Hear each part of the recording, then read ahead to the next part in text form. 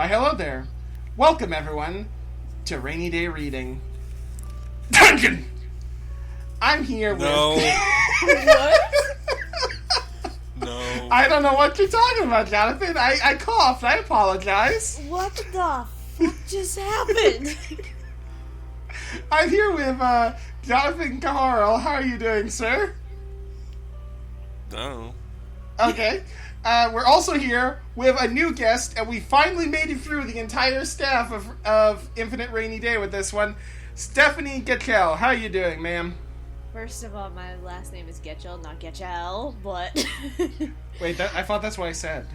You said Getchell, not Getchell. Getchell. Whatever. Getchell. Okay. I don't know. You guys are reminding me of that new Scooby-Doo show because they did a joke exactly like this with a chicken named Bob or something. Whatever, but anyway... That makes less sense than what's going on right now. To actually It's actually answer a your good question, doing pretty good. Been pretty busy. Very, very busy. I imagine, like, you're moving, you're... Yeah, I started a new job, I just moved into a new apartment, and there's a lot going on. And then Jonathan loves you and dropped seasonals on your head. Fuck you! To be fair, I'm kind of behind as well. Not because I had to study for like 4 days straight. I haven't even for started fall for shows a midterm. yet. I haven't even started fall shows yet. But anyway, that's not what we're talking about today. You're right. We are here to talk about the spooky manga from the volleyball person. The Haikyuu! I'll be honest, I read love that show. Haikyuu, I got to chapter 32 and I was like, this has, like, nothing to interest me. Dropped. And mind you, I started reading it after reading this manga, because this manga was so good, I wanted to read Haikyuu. And Haikyuu was just, like, nothing compared to this. I'm gonna go total hipster this episode. This manga should have kept going. Haikyuu should have never existed. Well, as someone who enjoys the anime, I've never read the manga for Haikyuu. But the anime is like, oh my lord, this is I love it. It's one of the better sports anime series that I've seen personally. I haven't read the manga, but it's one of the better sports anime that I've seen in recent memory. And I'm happy season 2 is this season. Yes! Well, that is good. Too bad you don't cover second seasons. I'm sure you'll be happy covering, let's see, you'll be covering Comet Lucifer, Naked Lolly, Star Moo, Attack on Titan Junior High. Yeah, you caught my joke. The joke I've been making all freaking month. I've been digging it into the ground like a dead horse because, god damn it, there's a show with fucking naked lollies. It specifically says he's not even in high school age and he gets naked on a regular basis. God damn it, Shonen Sample's the worst fucking thing ever, except for Masamune-kun's Revenge, which is utter crap. I can at least say, though, that I have Lupin the Third, so long as Japan done fuck me over again. Yeah, you're probably gonna get fucked over. I'm probably gonna get fucked over. Yeah, start bending over. Alright. At least I got the show That might have been going too far. At least I got the show I wanted.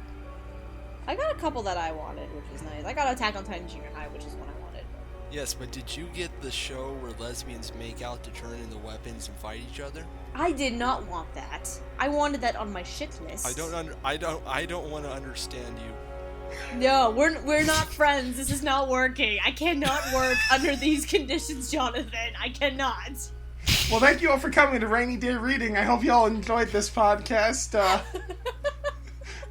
We had some communication breakdown. Sadly, we'll be ending early. Anyway, but we do have something to get into. So, Stephanie, you're new, so we're going to start with you. We're going to throw you right under the bus. What have you been reading lately? I've been thrown under the bus. Well, I've been busy this past month or so I haven't been really reading manga frequently. However, one that I've read recently, mostly for review's sake, is God's Child. Oh yeah, the review's up. Yes, the review's up, and holy mother of God. Because the first time I read that was a few years ago in the middle of a class on a Friday morning. And I'm just reading this because this manga is so disturbing. It's wonderful and disturbing. And I'm just like, what in the hell am I reading in the middle of class? And I'm just sitting there, like, trying to make sure I pay attention to what's going on and not get in trouble for reading some really, really disturbing shit. Because that manga, it's short, but it's really fucking disturbing. It sounds like it'll earn you a trip to the student counselor, so definitely want to avoid the teacher seeing that. Yep. Which, even though I stole it for a review, because I originally told this manga to you, Walt, and I was like, yeah, rainy day reading, why not? I still think that you guys should have fun with it. Maybe I'll hop in just to hear the reactions from it, because it is rather fun. It's really short, too. I think it's only 11 chapters. I'm gonna be honest, I totally forgot you suggested this, which is why I've started writing down all the suggestions I get. Because I gave you 4 or 5, if I remember right. I'm gonna need you to re-give those to me, please. Thank you. Okay. But if I had remembered you had recommended a horror manga, I probably would have used that instead of Haunted House, which kind of was a disaster to use for Halloween, for the month of Halloween. Dare I ask? It was a family comedy, and the haunted house was a metaphor.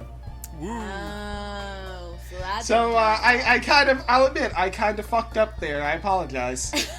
Good job. I Go team. read it. Sorry. No, I was just saying go team. The manga I picked today, I think, would have been a better pick for this month.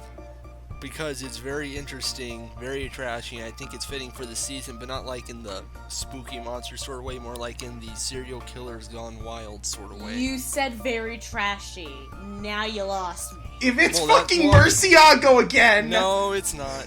But it's kind of similar. It's called Trash.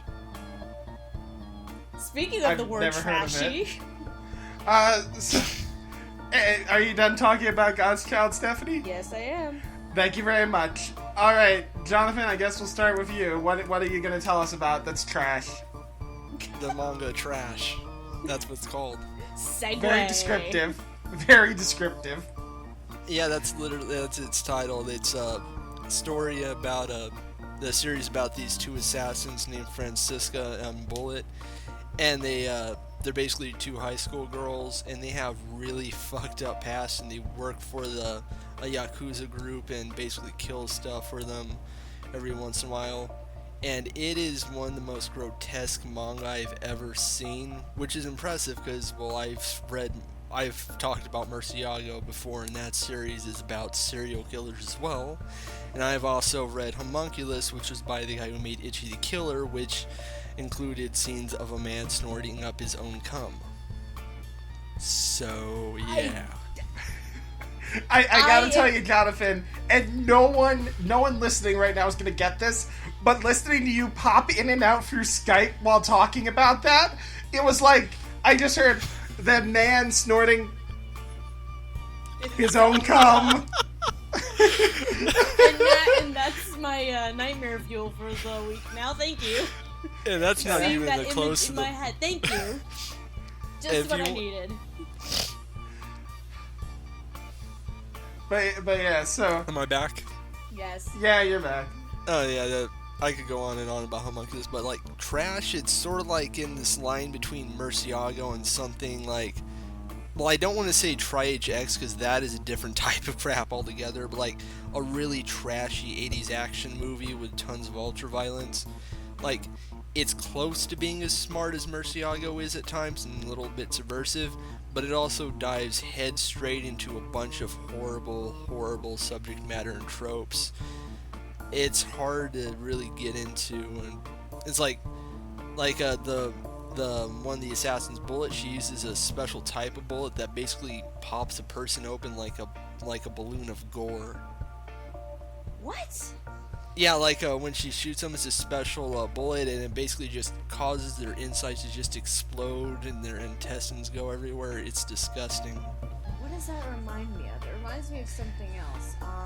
You know what it reminds me of? That scene from Leprechaun 3 where he just makes the woman explode by making her breasts, butt, and lips swell up.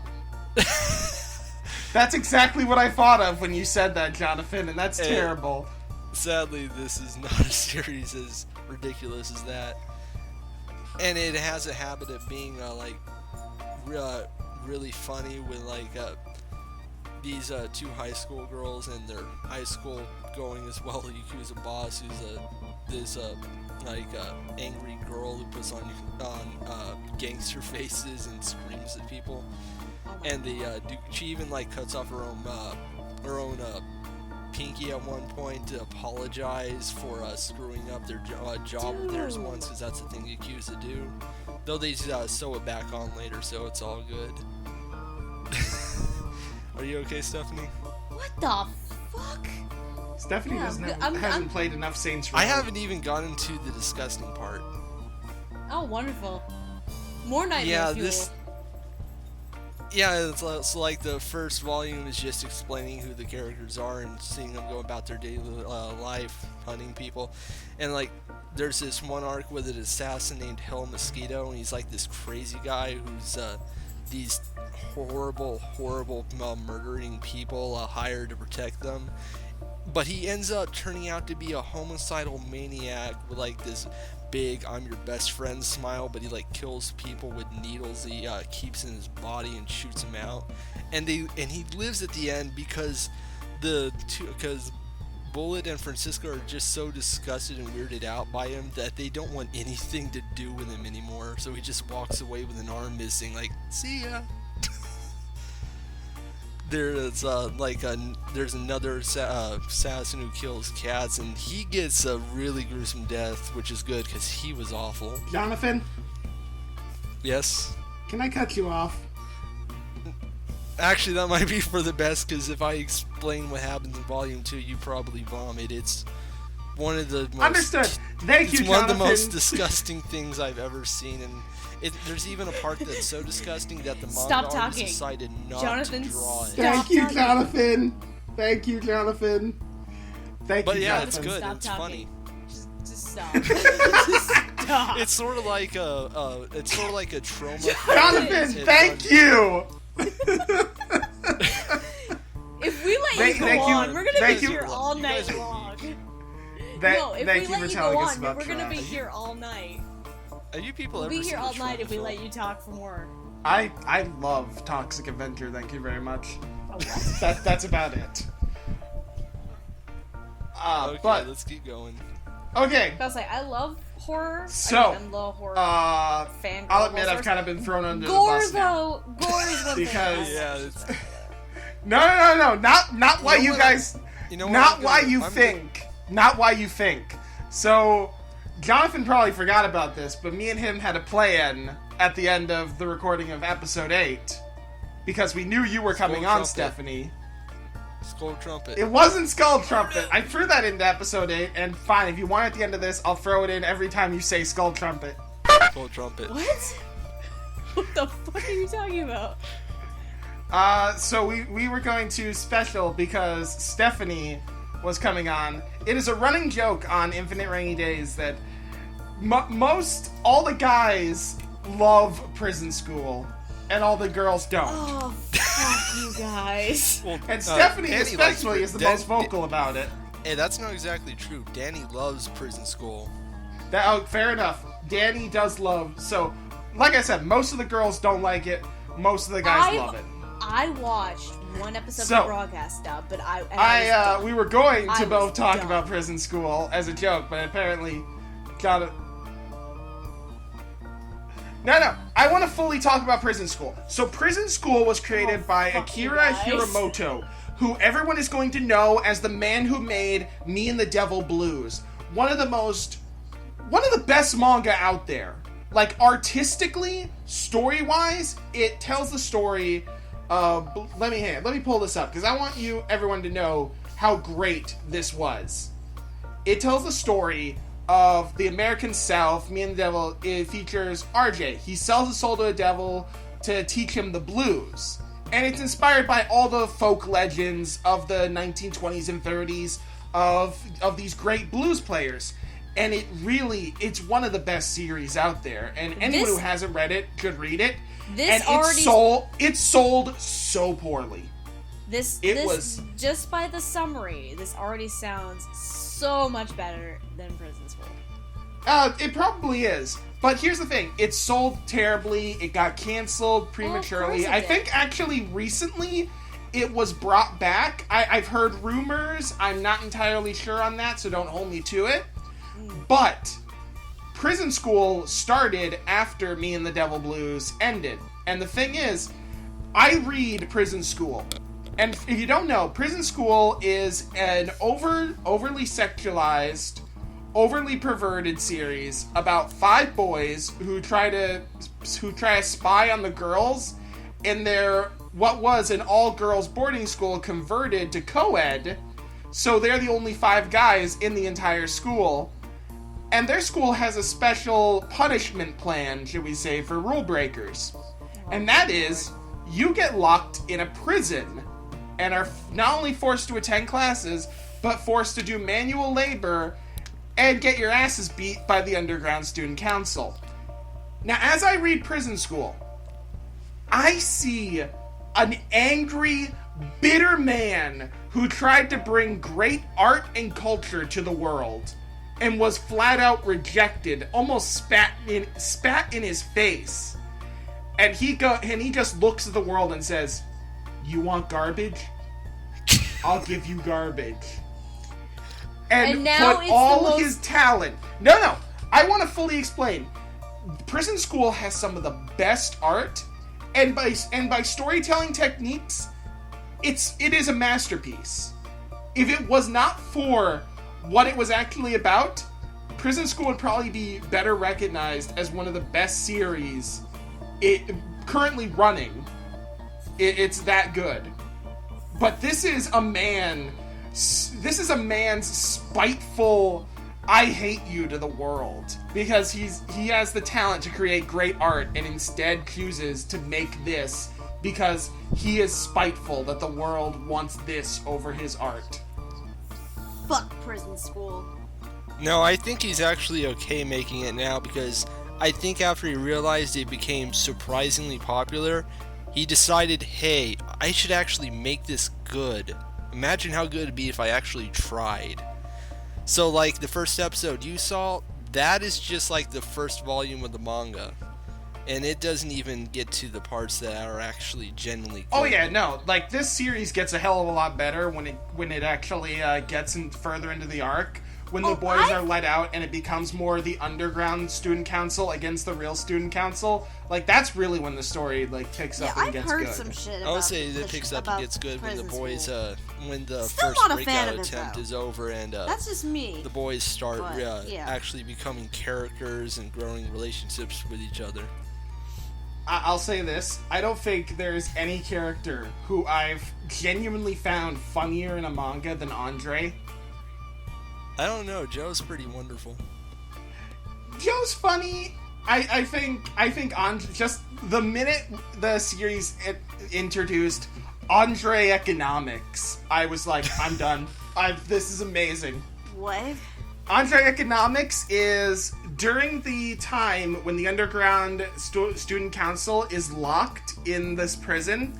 2 of the boys, one of them being Andre, is made guards, and Andre is a complete masochist. So his original guard was the vice president of the student council, of the underground student council, and he would mercilessly beat him, and he loved it. So he believes that if I remember that much. I think if he believes if he tortures her enough, what she will do to him later will be so glorious, because he's a masochist and he loves it, that he believes he is creating an investment for the future for himself. What the hell? I love Prison School. It's terrible. Oh, and remember when that one of the student council members fell in love with him and eventually led to her riding him like a horse while he was completely naked? He becomes a dominatrix, goes through a complete personality change because he falls in love with Andre. It's amazing. Oh man, there are no words for me. I remember that look in her eye. That was the look when I became a queen. Oh, Stephanie, you need to read more Prison School. It's amazing. I need to never touch Prison School ever again. No, I watched one episode and I'm done.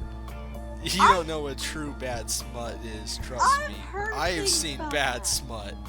By the way, Jonathan, have I ever told you about this terrible manga I've read called The Cup of Alice's Piss? I don't want to read that. What the fuck kind of a title is that? You don't want to know. I'm just gonna leave it at that. It's porn, isn't it? No, it's not porn. It is a comedy ecchi series about girls pee. Well, I don't want to read that. Why, Japan? I like Sundom, Wow. though, so I guess I don't know where my line is yet. Anyway. Yeah, no. So I think we're done with what have you been reading lately? I think we're more than done.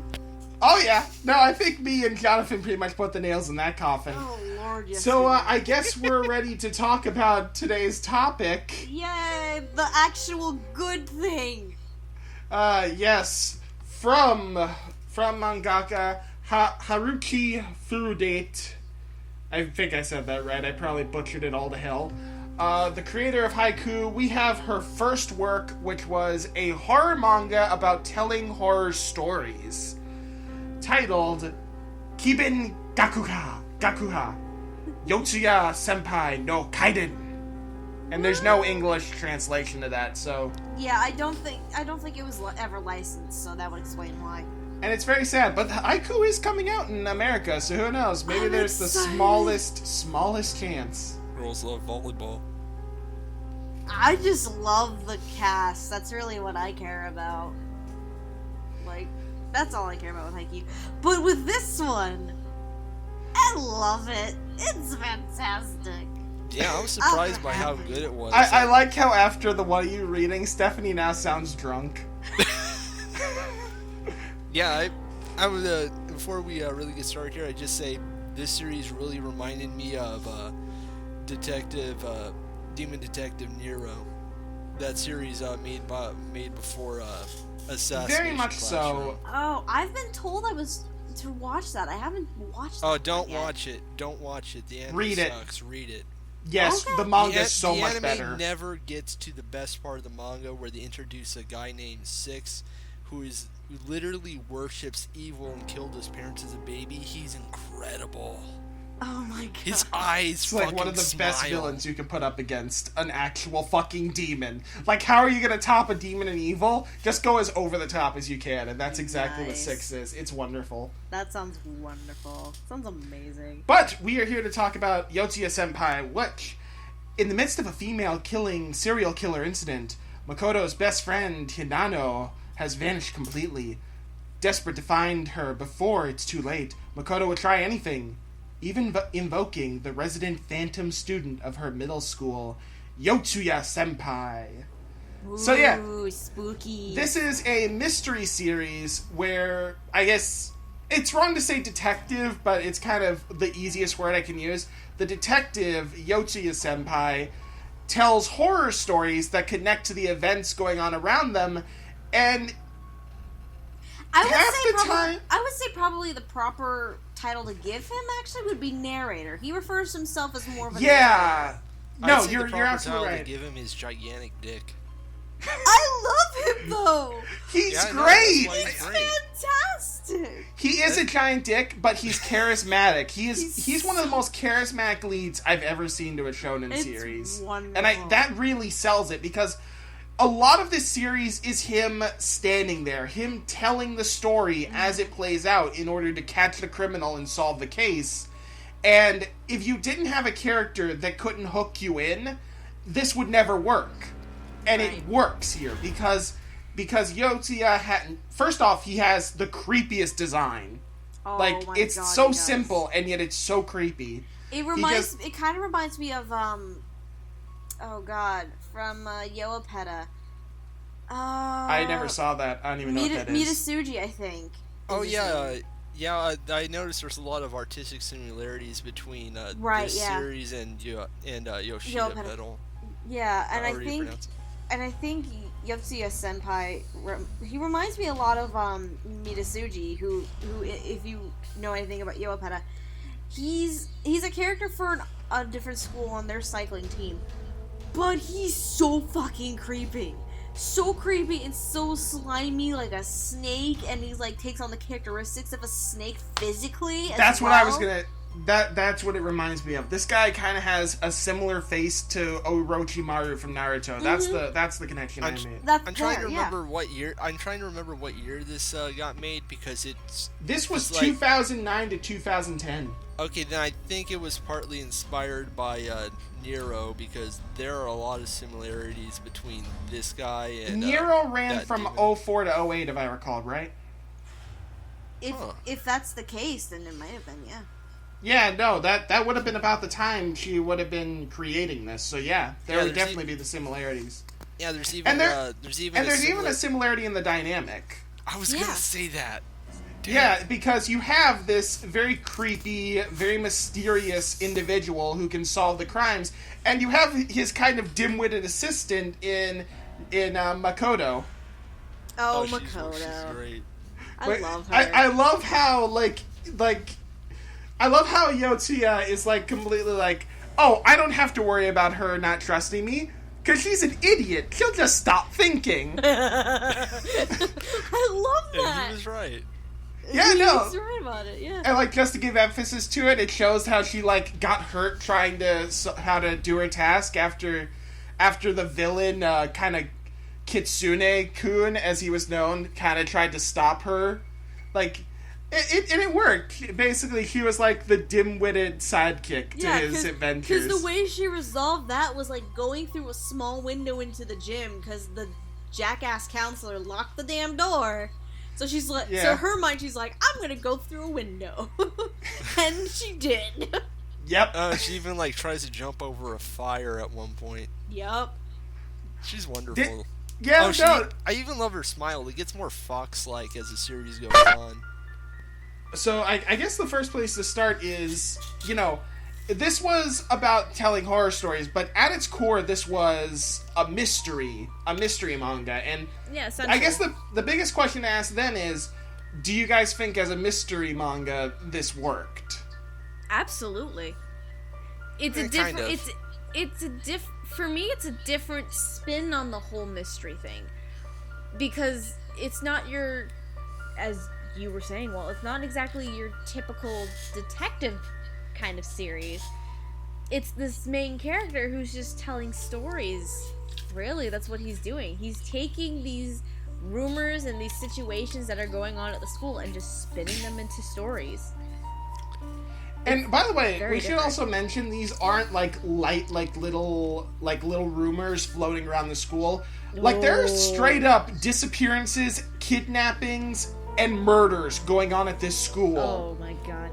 And there's two what's of in the box? Yeah, what's in the box? The worst part is there are multiple boxes, so yes. And then I think at least two of the stories that are in the entire series are related to Kokode-san, which, if for those who might have seen the anime series Kokode-san, I have. This is This is the actual legit dark side of the legend, not the funny, lighthearted kookiness that you might have seen. The Kokode-san story that's used in here is the real deal legend dark side of it, which is very, very intriguing, because I had never heard of Kokode-san until I saw the series, and then actually reading on the actual legend of it, I was this is cool. I think with this series we should use real in quotations. Fair, but at least it's, my point being is that the Kokode-san story in this manga series compared to the Kokode-san anime series that recently came out, it's darker and more terrifying, if that makes some sort of sense.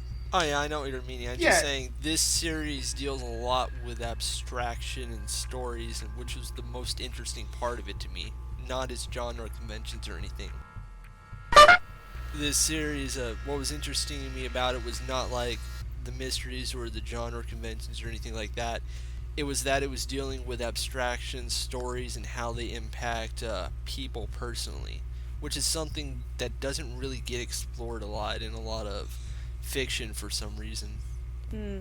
It's the most interesting part of it because I do want to be a fiction writer one day. I've been trying to get something written.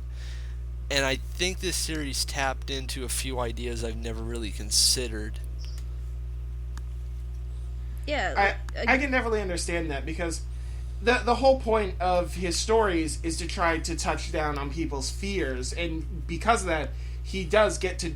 You do feel that Yotsuya does get to know the people in the story. Like, he fully understands who they are, why they're doing it, what they're doing. Mm-hmm. And that's how he makes such compelling stories for them, is getting to know them and getting to know why they're doing what they're doing. But he also does it in a different way. I don't really never really consider, like, when most people set out to write something, it's something they want to write because it's a story they want to tell. But in this series, he's trying to make a story for a particular audience, and he's trying to make it as effective as possible to get a reaction. There are 3 things that he takes into consideration when he creates these stories. It's It's audience. Audience is one. Narrator, and was it climax or? No, it wasn't that. It was another type of person. He's the narrator. The audience is usually the killer, and the assistant is the third one. But I don't remember what her title was. It was like a performer. It was basically the performer, someone who would instigate the actions that would lead the story on. I'm trying to think. I don't have it written down because I didn't think to write that down. Crap. I'm looking for it right now. Actually, hold on. We're professional. Yeah, no. Go back to chapter 1, quick. That's what I'm doing, actually. But yeah, this doesn't even really tap into like writing or anything. It taps into performance, which was really interesting to see like done in a manga. It's basically like explaining how a play is effective or how just telling a simple story can really change or affect someone, and it's not really something you think about. Like in play, a big part of it is abstraction and getting the audience to believe something even though it's so obviously fake. Like all fiction does that, but plays have to really focus on it because there's just so many elements that are fake, so you have to present it a certain way. And that's basically what he taps into at the core in this series. Yeah. Okay. I found it. This is, to quote the screen grabs of the manga. A horror story is composed of 3 elements: cast, narration, and audience. When the elements combine and react, the most terrifying story is born. So yeah, it's cast, narration, and audience. Yeah. Okay. Yeah, that makes sense. In that sense, it's just like a play. Yeah, in that sense, yeah, which makes a lot of sense. And you're right. It sometimes when it comes theater background, yay. When it comes to theater, those are the 3 big elements that you really need in order to create a show. Because sometimes the audience does have a part to play in a production, depending on what you're looking at. So, yeah, I mean, those 3 elements make sense, and if you're relating it to theater, that makes sense as well, yeah. I'll be completely honest, like, I've never thought of it from that perspective. Well, film background, hey, so... Hi. Audience go to watch the movies, but a movie kind of takes place in its own world, so you never think about audience performance. But there were kind of movies back in the 50s and 60s where there would be something like that. And I don't mean like what they have now with like, oh, there's wind blowing on your neck or something. I mean like the movie would up and stop, the actors would run off screen, and then performers would run out in the theater and would commence there. And it would be a really well-timed thing because the movie would technically still be playing, but the actors would not be there, but they would come back on at a certain time. And so all the actors had to come out, do their thing, and then leave, and then the actors came back on screen. And that kind of faded away because it was a lot of work. And they didn't really need to do that with film. It was just kind of the old way of doing things with theater, kind of creeping into film, trying to stay its course, before they kind of broke off and became their own 2 separate entities. Right. And so I'll admit I've never thought about how the cast can affect, or not a cast, how the audience can affect the story being told, simply because when you're dealing with film, the story is already kind of laid out. You're already filming the completed story.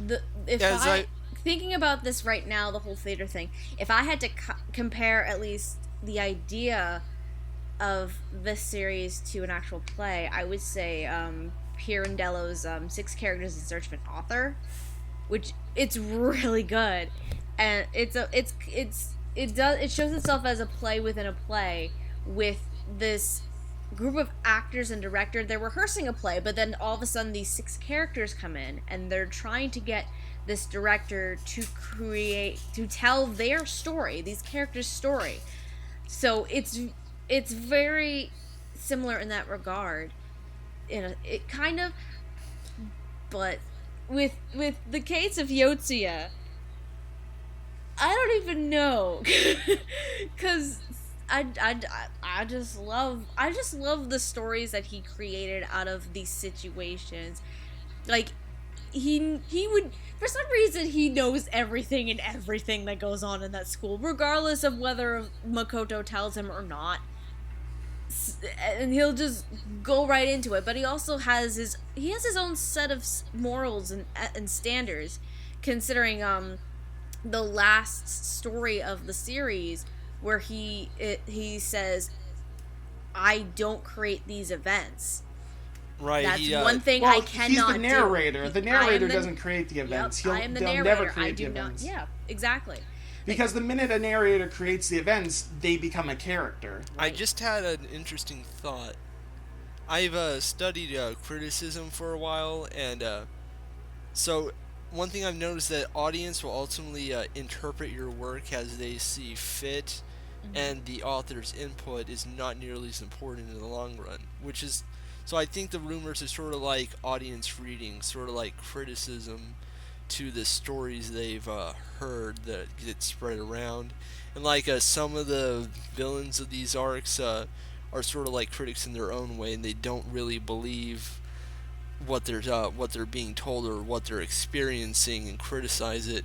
But he has a talent of nailing down what it is that affects them as a person to their core, and just making something that affects them, turning it around into something truly impressive as a piece of art. I can agree with that. Like, he can kind of somehow get the idea of the individual whom he's dedicating essentially the story to. Like, he has some sort of sense of who they are, like, especially, like, for instance, with, I'm not even gonna attempt to pronounce his name, the very, very strict teacher that did not believe in the Yotsuya story, and was like, get rid of that empty desk, we don't need it. I think his name was Shimone Sensei? Something like that. Like, with him, somehow Yotsuya managed to really kind of poke him in the right places, I guess is the right way to put it. Like, not necessarily push his buttons to make him mad, but like kind of just pick away at him in the right places to really like get the reaction that he wanted. Cause the dude, he eats streaks for breakfast basically. Yotsuya's like, I like screams, they are delicious. At one point I think he was like, bon appetit, thank you for the screams to Makoto. Yeah, it was. It's like some of the villains are sort of like critics. Unlike the casual viewer who just accepts what they're watching and doesn't really understand why it might be good or bad, they see how ridiculous the situation being presented is and question it and aren't wrapped up in the work. But he has a talent of figuring out what does affect them and makes the work a true piece of art by finally engaging that audience. Mm-hmm. I think I would agree with that up until the Kitsune, I forget his real name because the counselor. The counselor. After a while, they kind of just dropped his real name and started calling him Kitsune, so that's just kind of what I remembered him as. I think he fully accepts he's fully accepting of Yotsuya's way of doing things. I don't think he is as much of a critic as you're saying. I just think he thinks his method is better. Yeah, no, he's certainly a critic. A critic doesn't just, dislike something. A critic has an opinion of something, and a well-formed opinion, and that guy definitely has one. He's basically trying to show his own way at the same time as an artist. His own story, but it's completely different from the type the main character does. Yeah, because the counselor is the main instigator in the whole Kokore-san incident. I think if I had to explain, is the Fox guy would be like a Code Geass writer, and our main hero would be like a writer for a really old horror anthology. Yeah, so so our hero is more interested in affecting the mood, and our other guy is more affected in causing something big to happen by creating tragedy and chaos among the cast. So what you're saying, if I can try and elaborate for our audience, it's kind of like putting Hostel against Halloween, and while both are scary to their own generation, it's like trying to compare the two, and each are trying to pit their own way of doing horror against each other. I wouldn't say hostile is the right word, more like trying to think of a good horror movie that's based around chaos that isn't an outright comedy. But it's difficult. It's more like a maybe a zombie movie. A zombie movie, that's it, where paranoia and people end up becoming villains of each other more than anything. Because his entire plan is to make people turn against each other. Yeah, okay. Basically, sounds about right. Make their worst traits come out. Yeah, sort of like that. And the stories our main character tells are more about the supernatural, or the things we inherently fear deep down in our conscience that we don't typically think about, creating monsters that feed upon some sort of fear so it relates to us in some way. Okay, yeah. That sounds about right. And then, of course, the last villain, the principal, is basically what you get when a fanboy goes too far. Yeah. I mean, am I wrong? No, that's right on the nose. Yeah, he's basically the entire epitome of the 90s comics mindset. This is the guy who looked at The Dark Knight Rises and Watchmen and said, hey, I could write that too. And then it was a decade that completely destroyed an entire industry that has yet to recover, so yeah. So, but yeah, he understands why he likes the work. He just doesn't understand why the work is good. So what he ends up making is a mockery of it. Yeah. Again, this exactly. this again bringing it back to Yotsuya's ethics and morals, I guess you can call them, where he does not instigate the event. He's just the narrator. Because the principal wants the two of them to make a story together. However, like Walt said before, the principal, once he did what he did, he's not a narrator anymore. He becomes a part of the story. He's basically the villain at that point. Yep. He's the villain of his own story, and first off, he falls in love with the idea, which shows that I think he doesn't even care what part he plays, just so long as he does something to create something he loves, which I think goes to what Jonathan was saying about how he knows why he likes it. He doesn't understand why it's good. Mm-hmm. The reason he picked the girl he picked to kill was simply because her name was generic enough that it would sound good in a story. Yep. He didn't even think about the fact that, there has to be a reason behind why you do something in order for it to have meaning. Mm-hmm. He just wanted to do it to do it. Yeah. And I think you find a lot of that. You find a lot of that in older action comics. You find a lot of that even in some manga. In some action manga, you find characters that have sort of a more hollow sense of purpose that and you can't really find yourself attached to them. So So you just they kind of keep going, and it never really gets any better. I'm trying to think of a really good example of this. I love how Yotsuya responds to the principal in this whole thing, where like he's like, "You're gonna go to jail. People are probably gonna talk about you for maybe a week on evening talk shows, and then no one's gonna remember you." You just reminded me of the pilot chapter of Murcielago, because there's like a serial killer who wants to be known for his terrible art. So the main character just says she's going to crash the train they're on into a building and make it impossible for anyone to ever identify his body or any of his work, so he will never be remembered for any horrible thing he ever did. Just because fuck you. That's why. Yeah. That sounds amazing. Yeah, it was an amazing chapter. That's exactly how the series starts.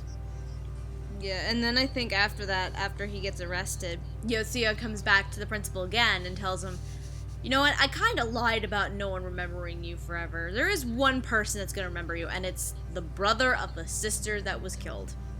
Of course. Yeah. I think even Eve ends up forgetting. Well, yeah, there's the kind of the closure chapter. Yeah, there's the story after that, the little story, which I thought, because it was the sweetest little thing, and I was like, oh my god. And then a good point was actually made by Yotsuya and Makoto after the story was told, where Makoto's like, this doesn't sound like one of your typical horror stories, and Yotsuya's like, horror doesn't necessarily have to mean you have to scare the pants off of someone. Yeah, that's a very good point. A lot of people forget horror doesn't have to be scary. So I'm like seeing a lot of reviews for that new movie from Guillermo del Toro. Yeah, and they're like complaining, this isn't scary. It wasn't scary. No, horror. You mean Crimson Peak, right? Yeah. Horror does not have to mean you get the shit scared out of you. Horror can be something so subtle that it still makes it something horror. It doesn't have to scare you.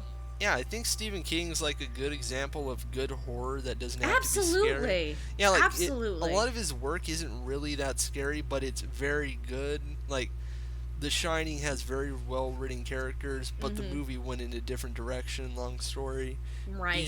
He's basically telling stories of people very simplistically, and he introduces all these supernatural elements to the mix to create drama and also comedy, because I'm reading Needful Things right now, and it is the most hilarious shit. Yeah, like basically a demon moves to town. Ooh, spoilers, like it wasn't obvious. And he's basically the devil, and he's like just trying to get everyone to kill each other, so he like does stupid pranks, like send people notes that call them a dumb Protestant fuck or something like that. Nice. No, a dumb Protestant rat fuck, that's right. Nice. Yeah, and it's just beautifully immature, and it's wonderful. But yeah, like, people sometimes forget that horror is not purely just the whole scare the crap out of you that you shit your pants or piss your pants kind of thing. It's not just that. Which for me, like, I am not a huge fan of, because for some reason, very gory stuff is considered horror. I don't really consider it horror necessarily. Like, it can scare the pants off of you, but if it's something really, really disturbing and gory, then you kind of lose me. Like, that's why I could never get into the Saw franchise. But I love subtle horror. That's one of the things that I love the most about the genre, and that's probably what I love the most with this manga. Like, there are parts of it that were still so subtle and also was able to potentially scare the crap out of you, and how it was written and how it was made, I thought was really, really well done, honestly. Yeah. And we lost Jonathan again. Yeah, no, that's what I'm waiting for. That reminds me, I have a manga sitting on a shelf. It's called I Love Halloween, and it was an OEL manga. I know. Oh no, never mind. I'm thinking of something else. It was basically about 4 children, 3 regulars from the town, and 1 that shows up only every day at Halloween, which is basically supposed to tell you, oh, this is the devil. And basically they go on adventures to try and save their Halloween each year. The first year because no one's giving out candy, the second year from a zombie apocalypse, the third year from an alien invasion. This sounds like fun. I like the sound of this. It also helps that the art style perfectly mimics Invader Zim. No. Okay, I'm in. Sign me up. I'm But on board. I've been kind of arguing with myself I read it a few months ago, and I've been arguing with myself ever since if it's actually a good manga. Really? Because here's the thing. It's fun. It is a fun series because it is absolutely off the fucking walls. There's a little sister character who in the first volume is out beating people up with rocks and stealing their teeth. Oh my god. And in the third volume, she's trying to take back the fetus of her unborn sister from the aliens to put back in her mother who's dead. It's okay. It's entirely insane. It's very gory, like we were talking about. Right. But here's the thing. Throughout the whole thing, I get the feeling it's trying to tell the story that these kids are getting bored of Halloween and that they're just growing up and they're trying to realize themselves that they're growing up. And I feel like, and I've been trying to argue how these two storylines fit together because I feel like they're two storylines that exist in the story, the complete insanity of the actual adventure and this underlining storyline that they're growing up. I just don't know if they actually connect. And I've been trying to think that through in my head, trying to figure out, does this actually connect? And I've been going through different parts of the manga, and I truthfully, even now, I don't have an answer because I don't know if the fact that these two storylines are kind of at some points connecting, at some points butting heads, I don't know if it helps, hurts, or just keeps a neutral ground in the manga. And I don't know what to say, because this is the same series where, even though, we see, these subtle hints that these kids don't even care about the holiday they're celebrating, this is the same series where a few pages before, a kid's head blows up because a big-titted chick flashed him. I don't know if I'm on board with this manga anymore now that you're describing it in more detail. I think I kind of see what they're trying to go for. Maybe all these adventures that are happening are just reflections of their psyches and just how they're trying to make Halloween more exciting for them, so they keep coming up with all these it's entirely possible, and I said before that one of the kids is clearly the devil. It's because in the first volume they all kind of walk away unscathed. In the second, this is kind of a spoiler, so I apologize, but in the second and third volume, everyone dies. The entire town is killed off at the end of both Volume 2 and Volume 3, and the only one to walk away completely unscathed is the kid wearing a devil mask. And so you're supposed to take from it, oh, he's the devil. Oh, okay. He just comes to town to have fun. That's very interesting. So, I don't know. It's a manga I've been thinking about for a couple months now. And it's a terrible habit I have where once I start thinking about a manga, if I can't make up my mind, it'll be thought of forever. Hooray! Yeah. What was the point of that tangent?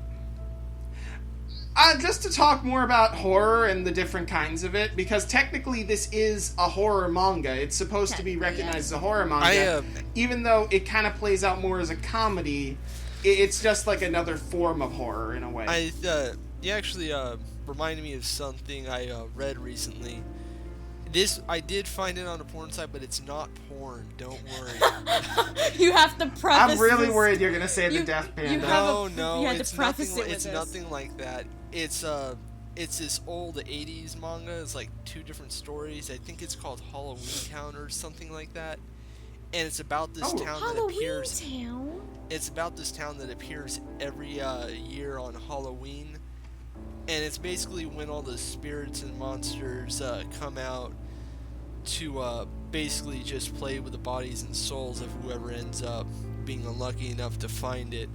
but it's very reserved, it's very atmospheric, it's beautifully drawn, and it's also instantly tells you right up front it's going to be fucked up, because you see this woman who ends up becoming the main antagonist getting her arms chopped off and head sliced off with a scythe by a skeleton, some sort of grim reaper, and it just plays it completely for drama, and it instantly grabs your attention, and like the entire series is like this.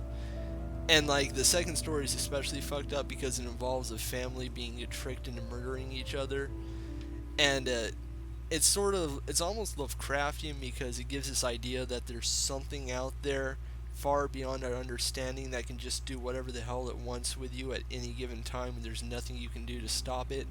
And I was just really impressed by this, and I can't believe I found it on a fucking porn site of all places. Yeah, there's definitely different forms of horror. Like, you have, even though for me, I don't necessarily count. You have the gory ones, you have the disturbing ones, you have the ones that will scare the pants off of you. You have the ones that are... You have ones like that one shot where when you're scrolling down, it takes control for you and lets out that weird sound in your ears. Yeah. Has anyone read that? I read that. I know exactly which one you're talking about. The first time I read that, I think I actually threw my laptop across my bed. Like, I was just, like, so freaked out. Yeah. You mean one with the ghost girl? Yes, that one. That very famous internet that meme. one. But that's another one. That's the jump scare one. Right. Like, you can even see videos of people jumping to that. Yeah, even that is another form of fear. Yeah. It's that very sudden moment. Yeah, even jump scares horror can work really well. Yeah, like, and again, there's also the subtle kind of horror. There's also ones that are, because sometimes all it takes to really go into to become a horror, sometimes it could just be the atmosphere and the mood that can make it into a horror. And it's like it's a genre that you can do anything with because it pokes and prods at just about every topic. You can even make porn that's horror themed, and if you are dedicated enough, you can actually make it into a good horror story that taps into genuine fear. I've actually seen this a few times where, like, I'm just browsing whatever hentai site or whatever, I'll just come across something that just surprises me by how ridiculously good it is. Like, it shouldn't be on a porn site at all. Just how eerie and creepy, and just it taps into something. Yeah, it's not trying to just be porn, and that's always impressive to me. Yeah, the point I'm basically trying to get across when it comes to horror, there's different ways you can go about it. There's different topics and themes and different fears. You can cater the genre to pretty much anyone in any kind of way. I mean, you can even do comedy, like the Evil Dead series. Right. Or, because I've been recently watching this, I've started watching Scream Queens. That thing is freaking campy horror, and I love it. There's one scene in the first episode, and it's Ariana Grande's character. She is being murdered by this Red Devil serial killer. And you know how sometimes when it comes to murder scenes where there's some sort of struggle and people are out talking out like, don't do this, please let me live, like, you know, that kind of thing. Mm-hmm. What they decided to do with Scream Queens, they played that struggle out. Like, they did the physical movements, but like the vocal, it was all through text messages to each other. And it was so played up. It was, I'm not joking. And it's fantastic. I just laughed my ass off. And by the way, the person who created Scream Queens is the same creator of both American Horror Story and Glee. That sounds about right. That does sound neat. That sounds about right. And then, like, in the second episode, there was a part where, I guess, because it takes place at a college, and this fraternity of sorts, they're like, we're gonna hunt down this Red Devil because he killed our friend. And they're these fucking bozos. They're a group of bozos. And they're roaming around the campus with baseball bats and shit, dressed in like pink shirts and white pants for some stupid reason. And in the background, Backstreet Boys is playing the entire scene. It's like, what the fuck? And it works. It's great. I love it. Yeah, and even video games are starting to create their own little genres of horror exclusive to them. Like, there's this game that came out recently called Until Dawn. Yep. It's basic. I played that. I loved it. Yeah, it's like an interactive movie. It's basically a slasher movie plot, except you get to decide if the characters end up being likable or not, and then you have the challenge of trying to keep them alive or letting them die. It's really interesting. And it's the funny thing about that game is it's never what you expect to kill them that will kill them. It's always something that you will never see coming. I don't think I know anyone who has ever saved Matt their first playthrough through. There's also stuff like Resident Evil 4, which kind of blurs the line between horror, action, and comedy, and just becomes this really interesting, amazing thing that the series has never recaptured since. Well, I'll tell you why it's never recaptured. It's because it wasn't aiming to capture anything when it was first made. It was basically they were trying out a new style, and it fucking worked. Yeah, like they had I don't mean like the gameplay. I mean like the narrative and the story. Like, Leon is just such the most completely personality devoid character ever, yet he has all of it at the same time. Like when the helicopter pilot dies, this guy you only knew for like one conversation, he just screams with like William Shatner in Wrath of Khan, Mike! What the fuck? And there's another. Oh, and like when the villains taunt him, they're like being all gloaty and ridiculous, even though they're like Lovecraftian horrors. He replies with the dumbest one-liners. Like, one guy calls him bro at one point, and then he's like, no thanks, dude, bro. Bro. But seriously, bro. But but I mean, if you were guys, I'm sorry, I want to interrupt, but it is currently at 1 hour 17 minutes 30 seconds. We barely really talked about Yotsuya in a sense. I think in a way we kind of have, though, because I think even if we went into final thoughts, I think we could say that pretty much everything that makes this series good revolves around the stories that Yotsuya tells and how the characters get involved. And I think in a way we have explained that. Yeah, like you don't really need to explain what happens in the story or the characters in it, because what it's trying to do is get you to think more about stories, how they're made, the elements of them, and why stories resonate with us so much. Most people treat entertainment as disposable. Like, there's this weird cultural stigma that makes people think that art isn't really something worth much money or worth really much of anything. Yet, which is ridiculous, because entertainment sticks with us far more than I think people want to admit. Like, not realize, like, want to admit. I mean, because it also depends on the person, because every person's gonna have something that sticks with them compared to other people. They might have something else that sticks with them. But here's so the thing. it's different for different people. No, what I'm trying to get at is that people don't like in the same way, like not even just horror, like comedy. Jonathan may remember one sequence from a comedy film he loves, and that may stick in his head stronger than anything else. For me, like, the "and then" from Dude, Where's My Car, that stuck with me, like, super hard. Like, I still remember that scene perfectly. Yeah, what I'm trying to say is not just, like, liking something, like, people don't really think about why they like or dislike something. Like, the Transformers films, like, pretty much all my cousins love it, but they never really they never really explained to me why they like it. Some of my cousins also saw Wanted and didn't like it, but they couldn't really figure out why either.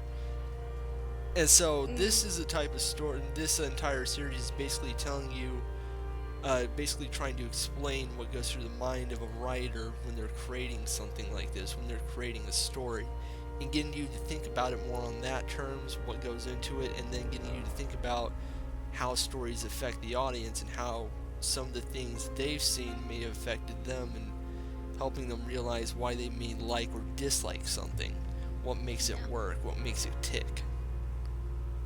And all of that with one of the best casts of characters I've seen in a manga in a long time. A very charismatic lead, a lovable sidekick, a fun, quirky supporting cast, some great villains. Hold on. Some great villains, some stupid ones. Principal, cough, cough. I kind of stand by the principal was great simply because he was such a juxtaposition from all the other villains we've seen in the series just far. Yeah, that's true. I'll give you that. Yeah, I wouldn't agree that's one of the best cast out there because I've read Murcielago, but it's pretty up there. I've also read Frank and Fran, and I'm surprised we didn't talk about that at all this year. Yeah. Oh, didn't we talk about it last year? We weren't here last year. Or I mean, like on the site, did some people talk about it last year? Know. We'll talk about it in 2016. How about that? Actually, I may have mentioned it. I may have mentioned it in a beginner's guide, but like with 2 other series. All right then. And then I think this manga is also a pretty good reminder about different kinds of horror, not just the scare your pants off kind of thing. It's a different kind of horror that it really works, thanks to the story. So yeah. Woo! Yeah, that awkward mood and that subtle uneasiness you feel when something's just not right. Like that perfectly encapsulates horror just as much as the scary or the gory stuff. Yeah. Yeah, like the series itself isn't scary, but it's not really trying to be. It's just trying to create a mood, which I think it does very well, especially with all the heavy blacks they use in the hallucination sequences. Like all the dead eyes, those are really cool looking. And we lost them. Yeah, I know. Yeah, it uses a lot of heavy blacks, heavy shadows, and really cold dead eyes, like fish eyes.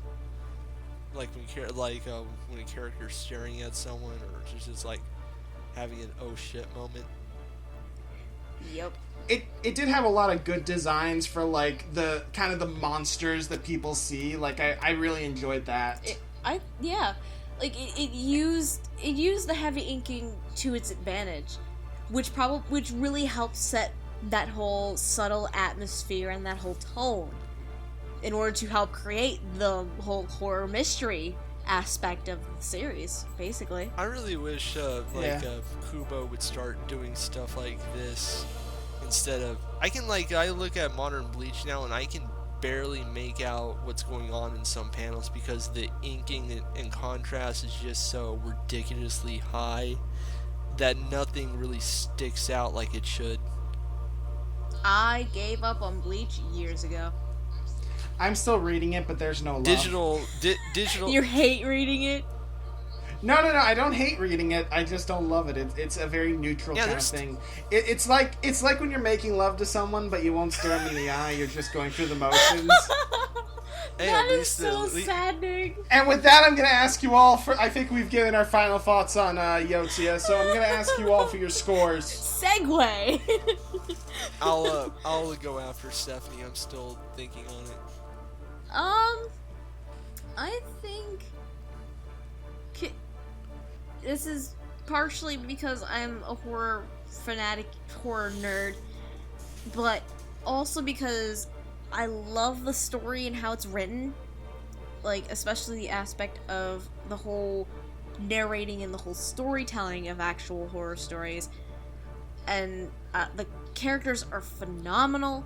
Like it doesn't have to be fully developed because even though it's really short anyway, the art is great. I just loved it, so I would have to say, I think I'm gonna say, is this out of 10, I'm guessing? Yeah, out of 10. Yes. Okay, I'm gonna say 8 out of 10 for me. And that's about what I'd give it, but for like different... And what I'm sorry? No, I was just gonna ask you. Yeah, I would say I'd give it around the same score but in a different way, like, when I give out an 8, it's something I'm really impressed by, but there's something about it, something missing that doesn't quite wow me. Like, that's how I kind of felt with Classroom Crisis. I was really impressed by it, but it just sort of dropped the most interesting elements from those first 4 episodes, so I wasn't in love with it. So it's sort of like that. Like, it has a lot of great ideas and it uses them well. It has very likable characters, but it doesn't quite grab me the way like something like Murcielago does, because that is a thing that I cannot compare to quite anything else. It is just its own beast, and it's so wonderful at being what it is. Well, I give out 9s and 10s when something is... I would agree with you. I'd agree with both of you. I think this is one of the better series I've ever read. Definitely one of the better series to be dropped from Jump. Here. What? I'm sorry. I just want to say, like, I give out 9s and 10s to stuff that really feels special and masterful in what it's trying to be. Mm-hmm. This is incredibly well done, but it's not quite masterful. It's like missing something. I think if it had a few more chapters, it would probably found that something. I can definitely agree with that. Like, I feel like if there was a bit more, you could put more in there, develop the story, maybe even develop the characters a bit more, but yeah, I can agree with that. Okay, now you may talk. I'm gonna be devil's advocate. Devil's advocate. Oh, no.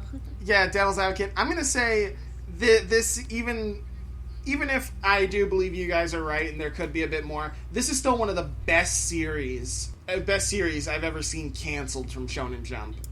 It really is. Absolutely. It got canceled? I'm sad. Yeah, it's a Shonen Jump series with only 22 chapters. That pretty much says that it was canceled. I didn't even know. But that kind of also tells something about the writing, that you didn't figure out it was canceled just by the chapter count. I didn't even know it was on Shonen Jump. To be fair, it's not that hard to believe that this is one of the best things you've seen canceled in Shonen Jump, because there's a lot of crap in Shonen Jump.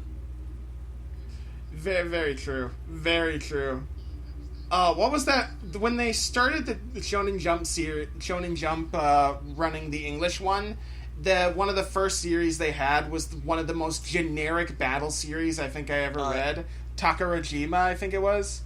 Or Takaragahara. It was a bunch of random fucking syllables. I remember that. Do you mean the printing of I don't know if you guys... Never heard of it. Do you mean... It was the one with the squirrel gun. Oh, I know what you're talking about. Everyone knows what I'm talking about the minute I bring up the squirrel gun. Yeah, I don't know what you're talking about, but I don't think it probably beats either Chicken Gun from Tokyo Ghoul or Sniper Rifle from Seraph of the End. Just saying. I don't know, like, is it a physical chicken turning into a gun? Because that's what it is here. A squirrel literally turning into a furry gun. Well, with Chicken Gun, it just looks like the shape of a gun. But with the Sniper Rifle, it's a sniper rifle that shoots tigers. Legit. Okay, that wins. Legit. That wins. That fucking wins. Wait a minute, is that series running in Jump 2? Wait, Seraph? Yeah, it started as a manga, didn't it? I think so. It started as a manga, and season 2 of the anime is this fall, actually. Yeah, I think it started in Shonen Jump. I heard that somewhere. I remember reading that, and it was, like, really generic and boring, so I stopped. But I gotta admit, if there's a sniper rifle that shoots tigers, I think I may have to give that another look. It was generic and boring in the beginning of the anime, but I kind of decided to stick with it with the broadcast dub, mostly. And, oh my god, by the end of the first season, it really starts getting into its own groove, and it also becomes pretty damn gay. I'll say that. Okay, we're getting off topic again. Like we do all the time. Yeah, it's everyone on the site. It's not just a couple people. Everyone goes off topic eventually. And Jonathan's gone again. Yeah, that's what made me realize we got off topic, because Jonathan died again. Am I back? Okay, let's hope everyone can get it. Yes! Woo! Oh my god, Stephanie. Oh my god. Okay. No more pausing. No more nothing. Okay. Everyone say goodbye. Oh wait, hang on a moment. We all rate Yotsuya, all our scores together, put it at an 8.5. And with Hank Hill listening to Skull we Trumpet. think it's a good... No, dude, you said it would change our lives. It didn't change our lives. It was not. It was terrible. I don't understand people anymore. I keep telling you, I cannot work under these conditions, Jonathan. This is not gonna work anymore. If it's any consolation, we decide to throw up Skull Trumpet every time you drop. Okay, that makes me happy. Basically, yes. Basically, okay, then. I got Hank Hill listens to Skull Trumpet on my phone. Oh god damn. Come on. Anyway. These are our working conditions, everyone. Jesus Christ.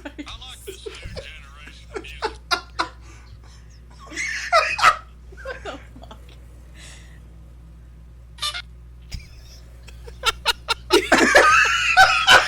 Yeah, that's an ending.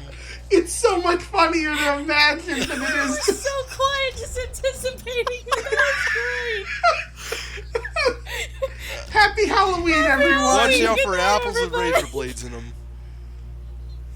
Oh Lord, don't terrify You've been reading I Love No, Halloween, that's- too? You don't know about that? That's a thing that actually happened. Alright, everyone, we're done. Fuck it. End your recording whenever. Fuck it.